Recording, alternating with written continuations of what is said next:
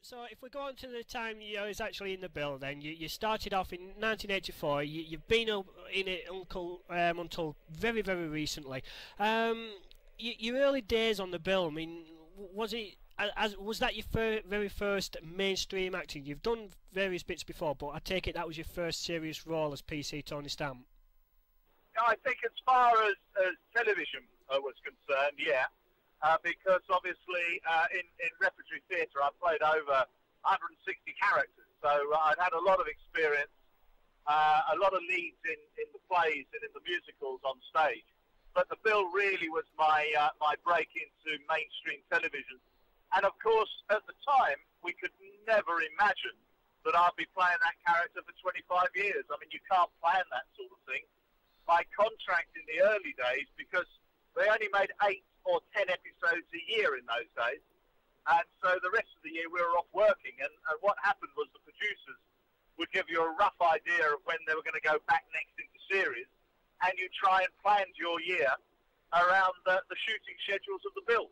But then when it went into twice weekly and then 3 times on it was half-hour programs, it really was an exciting time for me. And also it was a good niche for me because I love motor cars.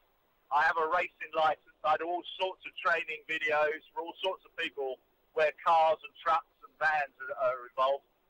And that really was my opening for the bill, because when it was going from the hour-long to the half-hours, I was asked by the producers if I would go in and just do test runs with the crew just to find out what we would get away with. Remember, in those days, no one had ever tried to do 50 weeks filming of television on the streets of a major city in the world. A whole year, all that work that meant out on the streets, not in a cosy studio. And it was really, really pioneering television, and it was so exciting to be a part of. And because I went out and I did all that, and I was uncomplicated in the sense of, what do you want me to do? Okay, I'll do that. That was all those years in theatre.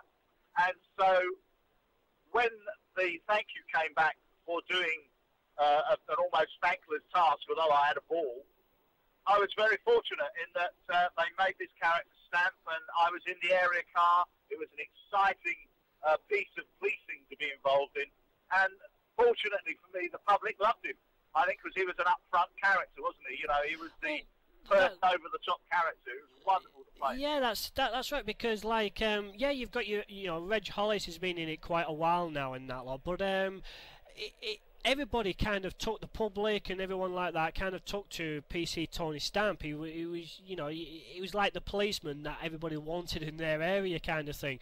Do you think because you was like he was, because you was kind of caring on screen, with your with the other fellow officers, that's why PC Tony Stamp actually was probably one of the longest running characters in the bill? You know what, I honestly think the reason for it, Lee, was the research. I knew nothing about policing when I got the role as Tony Stamp. I'd only ever played villains on stage. I'd never, ever played a policeman. And so it was very natural. If you work in theatre, it's very natural for you to go to the reference theatre, to the reference library, and get the character ready. And so when I joined the bill again, I just went off, we had police advisors. I asked them if there was anyone I could go and talk to. I'd seen a copper in Bromley, where I live in Kent, and can I talk to him, because he seems to be the guy that's everywhere, that talks to everybody.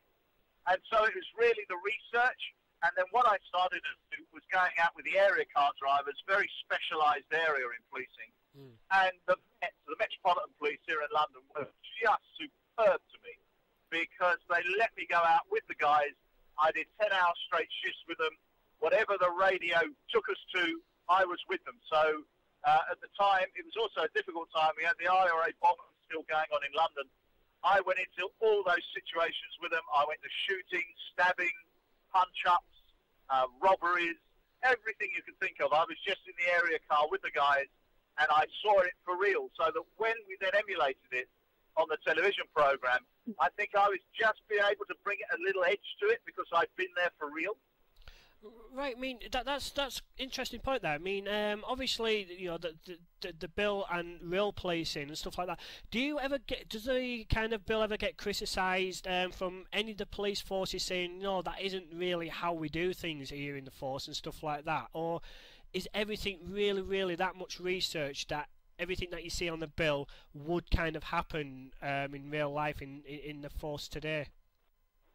As far as the script, the actual story, the procedure, the clothing, all of the equipment is absolutely accurate. The only thing, of course, that will be different will be our timings. For instance, we'd hit a scene, we'd get the SOCO team in, we'd get the results within like 8 or 10 minutes, where it'd probably take them 2 weeks in reality. Yeah. Well, that's all paperwork, it's boring television doing the paperwork, but we used to highlight it a lot in the canteen, where we'd be sat in there going through reams and reams and reams of paper, or indeed on computer screens.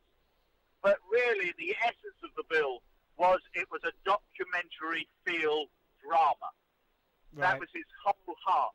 So yeah, except of course the guys would criticise us for those points that I brought out. But the thing you have to remember as well is that the bill in the early days was so well respected and recognised that the Met would say to us, we've got an initiative coming up, we'd like to highlight it on the bill. Well, what our producers would say, then that'll be fine, but you need to give us 4 months' notice. So what would happen was that we would know that something was going to go off on the bill months before the real guys would. We would have to have the posters and the equipment ahead of time. And it was absolutely true that a lot of real policemen would look at the bill to see what equipment they were going to be getting. Ah, right. So, during an episode then, I mean, obviously now that they're an hour long and everything, so how long does it actually take to kind of film and get together for just one episode? Is it days or...? Yeah, what we would have in the latter part of my time on the bill would be 20 days to shoot an episode. In reality, it would be about 18 days. Most television, if you're looking at a half-hour show, something like EastEnders, they would be doing that in about 10 days, something like that. So the bill really was looked at as a studio-type show, but we were out on the streets. So we had to be very slick, very quick. I think, again, in essence, you saw the one and only big take. If we were doing those car shots, big stuff, we wouldn't be able to shut the roads off for very long. We'd have to get in there, do it, and go. And the bill was very well respected for that, the fact that we didn't hang around. But, of course, we were making 3 episodes. I've worked on 5 episodes in one day. So you're swapping from different episodes, different stories, different points in those stories. So the actors really need to be on the ball, on top of the script, know where you've been, know where you're going, know the character. But that's what made it so thrilling. You'd come in, ahead of you there'd be painters, carpenters, there'd be little clues that they would give you, the audience, in the flat, pictures on the wall, clothes hanging on a banister rail. It was such an exciting show to work, and I never, ever lost my admiration for the art department, for all the ASMs, that work that had gone on ahead, just for us to turn up and do a 2.5-minute sketch. Maybe we'd be there for 2 hours, hour and a half, however long it would take. And then what happened in flats very often was every stick of furniture was taken out, and we put in the furniture we think those characters would have. Once we'd left, they'd have to put the house back to normal again. So it was a huge undertaking.